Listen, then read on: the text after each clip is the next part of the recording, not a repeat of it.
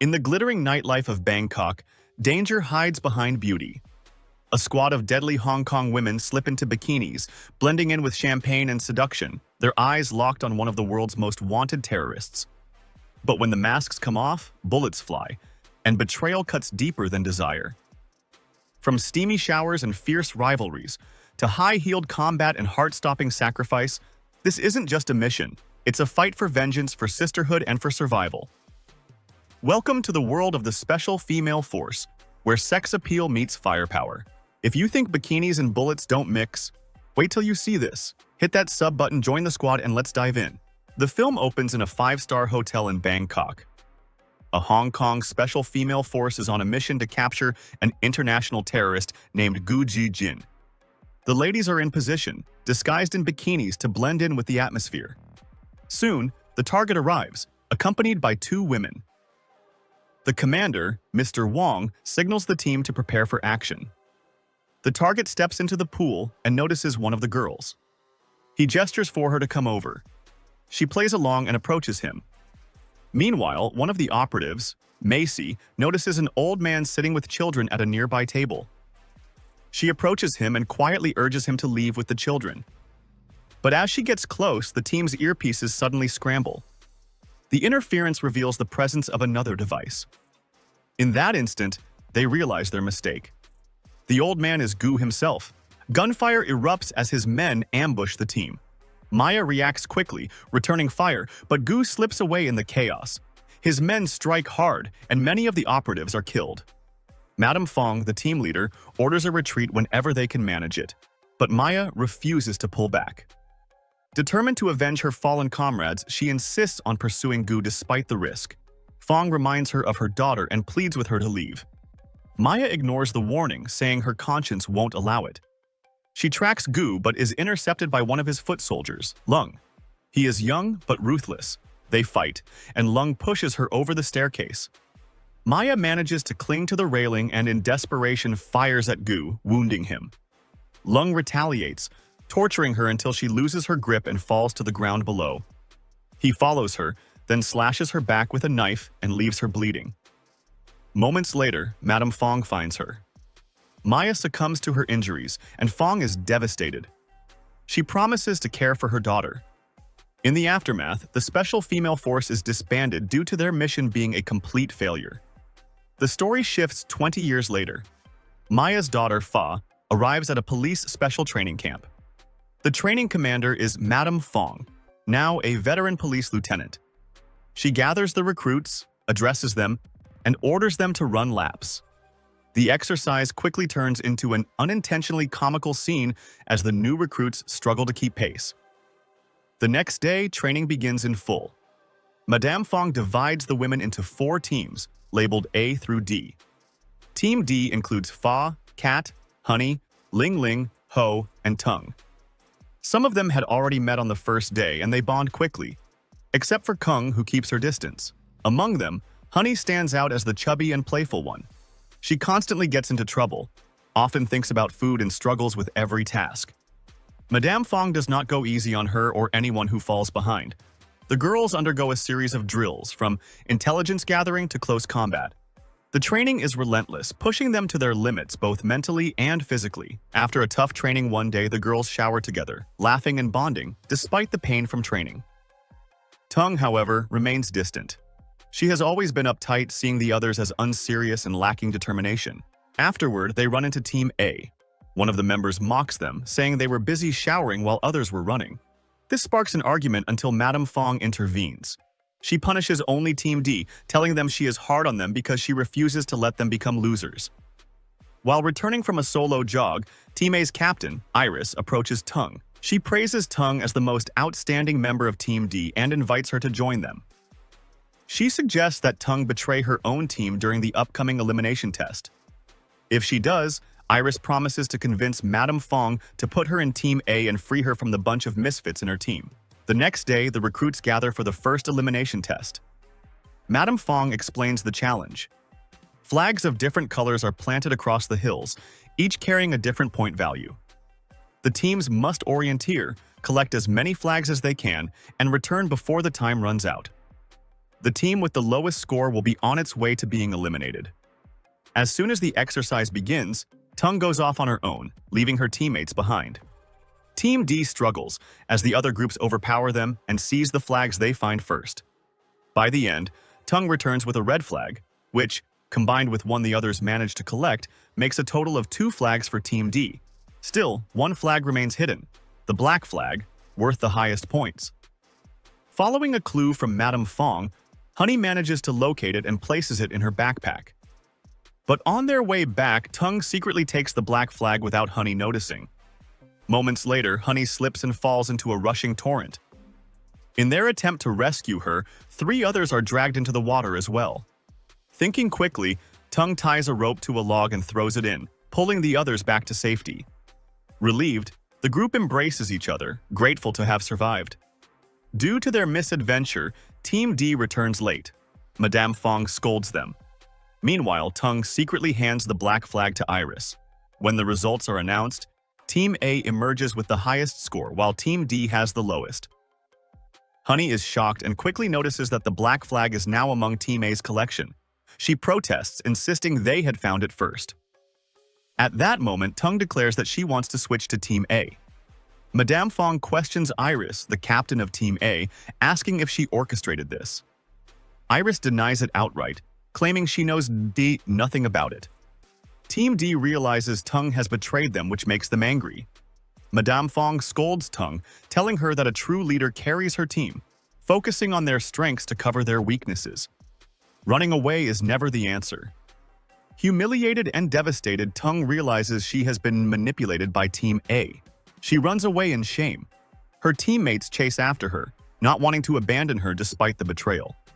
In that vulnerable moment, they each open up about their reasons for being here. Faye reveals that she joined the force to avenge the death of her mother, Maya. Kat explains she joined to spite her boyfriend from the Special Duties Unit, who dismissed her because he didn't believe she could survive the force. Honey, a school dropout, hopes to earn a living to support her younger siblings. Ling Ling was bullied and molested in school, and she wants to protect women from suffering the same fate. Ho faced discrimination because of her masculine appearance, and now she seeks to prove she can do everything men can. Kung shares that her father, who had her from an affair, abandoned her.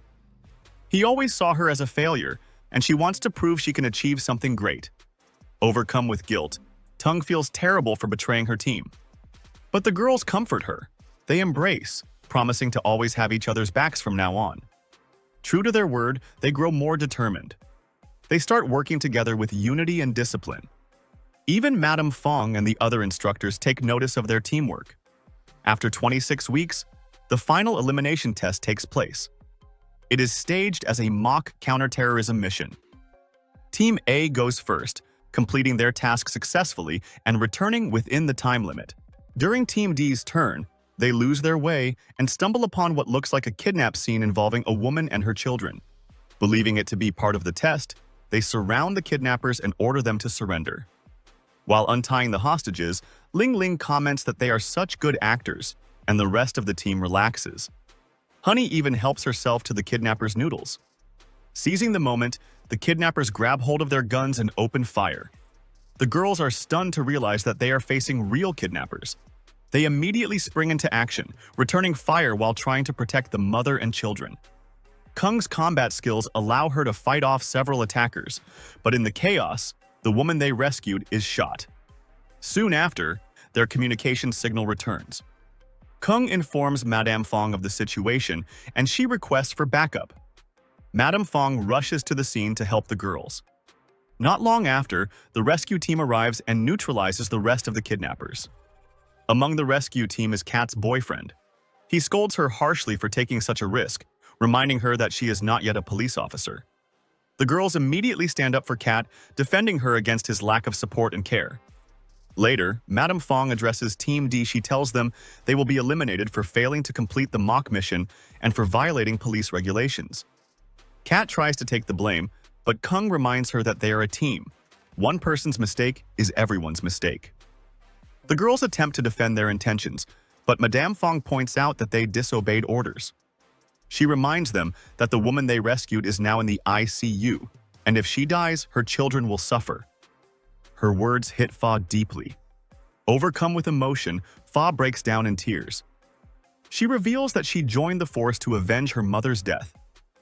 She accuses Madame Fong of hypocrisy, pointing out that 20 years ago, she too once disobeyed orders and jeopardized her team. Fa tells her she is not worthy to train the special police force. At that moment, Madame Fong realizes that Fa is Maya's daughter. While the other teams are sworn in, Team D leaves the camp feeling defeated. As they sulk over their apparent failure, an unexpected figure appears, Mr. Wong. He introduces himself as the commander of the Counterterrorism and Internal Security Division. He tells them that they were the best choice for deep cover missions. He reveals that they have been selected as the Special Female Force B Team, a secret division of the force. Their dismissal had only been for show, to protect their identities and retract their public files. The girls are overjoyed. They are not failures after all. At the base of the Special Female Force, they discover a photograph of Madame Fong with her team from 20 years ago. Mr. Wong explains that her team had fallen into a trap, and the failure was not entirely her fault. He advises Fa to let go of her anger and move forward. He also reveals that her grandmother had prevented Madame Fong from contacting her all these years, which is why they never met. While the girls were undergoing training, the terrorist Gu, long assumed dead, resurfaced in Malaysia. He has taken a Korean virus expert hostage and forced him to engineer a highly contagious virus designed to spread rapidly from human to human. The threat prompts the reactivation of the Special Female Force, tasked with capturing Gu in Malaysia. Despite the danger, the girls accept the mission without hesitation. They arrive in Malaysia with Mr. Wong. At their hotel, the girls unpack, and Honey distributes matching bracelets embedded with tracking chips, claiming they will bring them good luck. Moments later, Mr. Wong instructs them to prepare for their first assignment. That night, they are to visit a club Gu frequently attends, blend in, and gather intelligence. At the club, the girls dive into the atmosphere, laughing and dancing as they scan for leads. Suddenly, Ling Ling is summoned by a man's bodyguards. To their shock, the girls panic as Gu escorts Ling Ling away. When they attempt to intervene, his men block them, triggering a fierce fight. The girls overpower the guards and rush outside in pursuit. He brings Ling Ling aboard his boat, where she is led into a cabin by his foot soldier, Lung. Once inside, he locks the door and menaces her with a deadly knife, tracing it across her chest to intimidate her. Before he can act further, a female foot soldier calls him away. Lung exits, locking the door behind him. Using a master key Honey had slipped to her earlier, Ling Ling quietly unlocks the door and crawls out, hiding near a window. From there, she overhears a chilling conversation. Gu is on a video call with his agents, explaining the virus's properties. Once injected, it spreads within 24 hours, leaving the carrier symptomless and undetectable even by routine health checks. His plan is to inject the agents with the virus and release them into 3 separate countries simultaneously. Then comes a shocking revelation. Gu removes a mask, revealing he is not Gu, but Gu's son, Ok Jun. The real Gu had indeed been killed by the Special Female Force A team.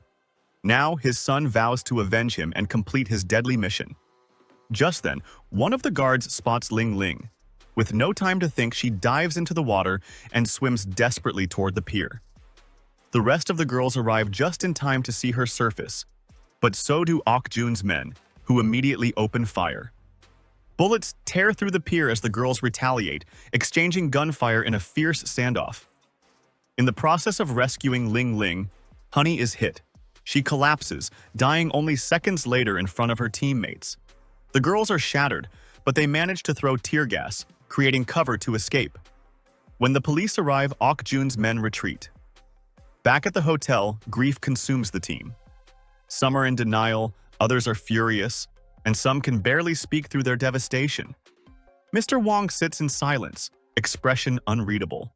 Amidst the turmoil, Ho declares that no matter what happens, they cannot allow Ok Jun's agents to board the planes. They must finish the mission and avenge Honey. Suddenly, the police storm in and demand their surrender, leaving the girls stunned. The truth is revealed. Wong was never the head of the Special Female Force. The real leader of the Special Female Force had always been Madame Fong. Wong had been expelled from the police force 20 years earlier. He reassembled the unit in secret, driven by revenge against Gu. His current operation had never been authorized. Mr. Wong and the girls are arrested. In the transport vehicle, they find themselves guarded by Iris and two of her newly sworn-in teammates. Tang pleads with her to let them go, explaining the threat of the virus. The girls then stage a coordinated fake escape, overwhelming their escorts. What they don't realize at first is that this was part of Madame Fong's plan. She had secretly instructed Iris to allow them to slip away, having recognized their determination and the strength of their teamwork. Meanwhile, at the Malaysian airport, Ok-jun's agents arrive and begin injecting themselves with the virus, preparing to board flights bound for different countries. Police units arrive as well, but moments later the special female force bursts in. Ling Ling quickly identifies the Ok-jun's agents she had seen on the webcam, and the team spreads out to intercept them before they can board. Moments later, they spot Ok-jun himself. He seizes some girls as hostages and fires a shot into the air, alerting the police and plunging the terminal into panic. People scatter in all directions as Ok-jun's men release gunshots. The special female force fights back, bullets flying across the terminal as police joins the fight. In the middle of the battle, Kat's boyfriend is shot. Kat reacts instantly, killing his attacker before he can finish him off, then escorts her injured boyfriend to safety. For the first time, he sees the strength and capability he once dismissed. Weak and bleeding, he apologizes for doubting her and urges her to return to her teammates. Kat, holding back tears, leaves him and returns back into the fight. Meanwhile, the special female force follows Ok-jun and his crew into the airport basement. A fierce gunfight erupts in the corridors. The girls move with precision, covering one another and taking out enemies in a tactical sweep.